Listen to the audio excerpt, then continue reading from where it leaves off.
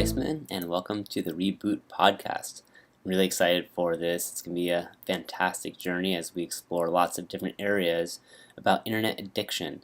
Today's focus is the social media spotlight. So what is the social media spotlight? Well, it's pretty simple. It's that feeling that you get when you are exactly that, the spotlight on your social media profile, whether it's Instagram, Twitter, Snapchat, Facebook. We all have them, and if you don't have them, then somehow you've avoided the 21st century. But everybody 25 and younger is definitely plugged in. So what happens in this social media spotlight is that when you post something, you expect that everybody in your social network is going to see it, comment on it, react to it in some way. Even if they don't respond, you feel that it's still reaching them in some potential. So for adolescents, this is huge. Very, very big on how they feel their community and their peers respond to them. They open themselves up for daily criticism or positive feedback. And could somebody be posting their pictures of their food or how they look in a new bikini or anything? Could just be them smiling at some park. Anything, anywhere, and it really opens the opportunity for, oh, that's such a great job, or this, you look great, or, oh, you're looking a little fat, or, oh, you're so ugly, or, why do you have to keep posting your stupid food pictures? Anything along those lines. But the whole spotlight is everybody's looking at me, me, me.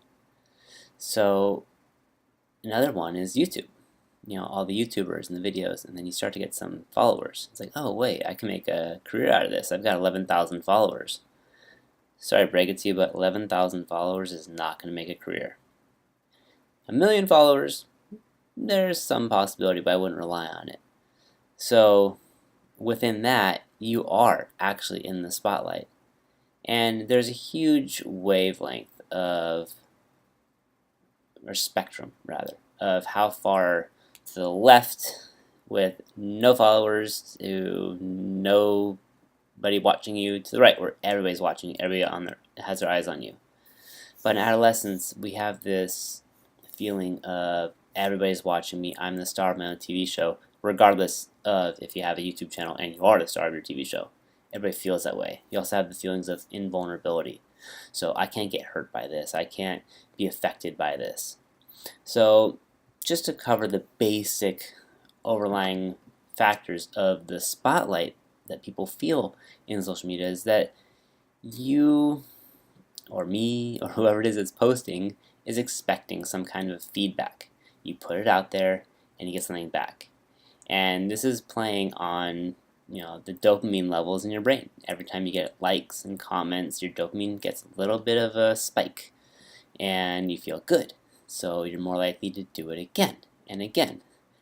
But the reverse is also true. You post something and it doesn't get good feedback, it gets 2 likes or no likes, and maybe you get a negative comment here or there, and you start to feel bad because it's not getting you the result that you desired. So there's really this spectrum of positive and negative feedback that people can get. And by posting, if you get that one positive feedback, you might post another 10 times to get that positive feedback again, even if you're getting negative criticism.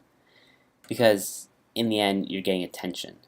And the person who's posting is going to receive, whether it's positive or negative, it's attention.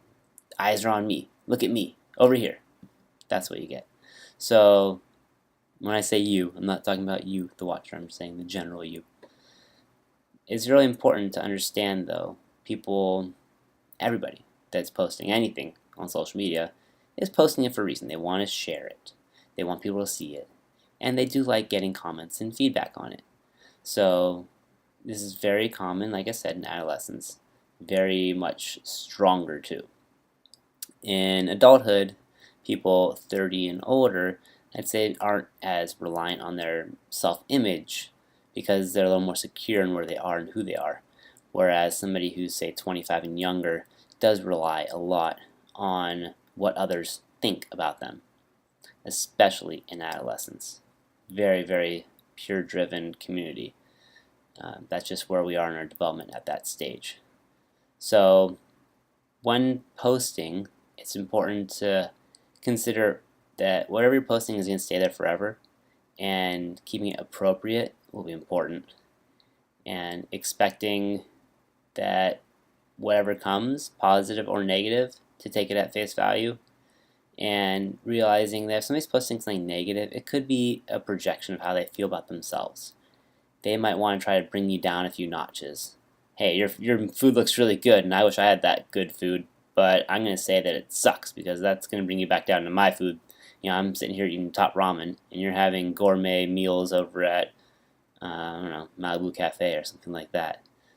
So they want to even the playing field a little.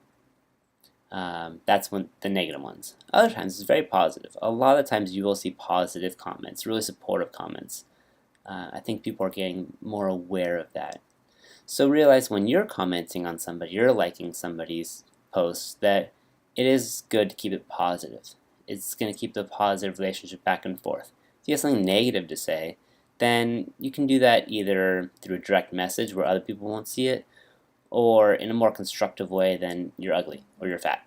You can just be like, hey, that picture of you, I don't think it was the best lighting or whatever. And I wouldn't do that to somebody that you're not really close with. If you're close with them, then it's probably okay. If it's not, then you don't have to comment. And that's another thing we see with people looking at the social media spotlight, looking at other people, is this compulsion and need to comment on them. A lot of times it's to get a comment back or to stir something up and then get attention off of somebody else's post. But it's important to remember to stop and think about what you're posting. Is this constructive? Is this helpful to that person? Will this be harmful? Would I like it if they said that about me? Empathize with them a little bit. Just take a second. A lot of adolescents and young adults are quick to post. And if you just wrote it down, let it sit for a minute, reread it, think, is this good? And this is if you're posting, commenting, liking, whatever it is. Think, is this what I would want to do? Because once it's out there, you can't take it back. You can delete a comment, but people still might have seen it in the interim. And then they can comment, hey, where did that guy's comment go? Or somebody can take a screenshot. That's another thing. If you post something online, it's very possible for somebody to take a screenshot of it and keep it forever online and then repost it. And this happens a lot in high school. So be very conscientious of the content that you're putting up there for other people to see. So if you have any thoughts, comments, please comment below if there's a comment option. If not, then thank you for listening, and I look forward to sharing more thoughts and insights in the future with the Reboot podcast. Thank you.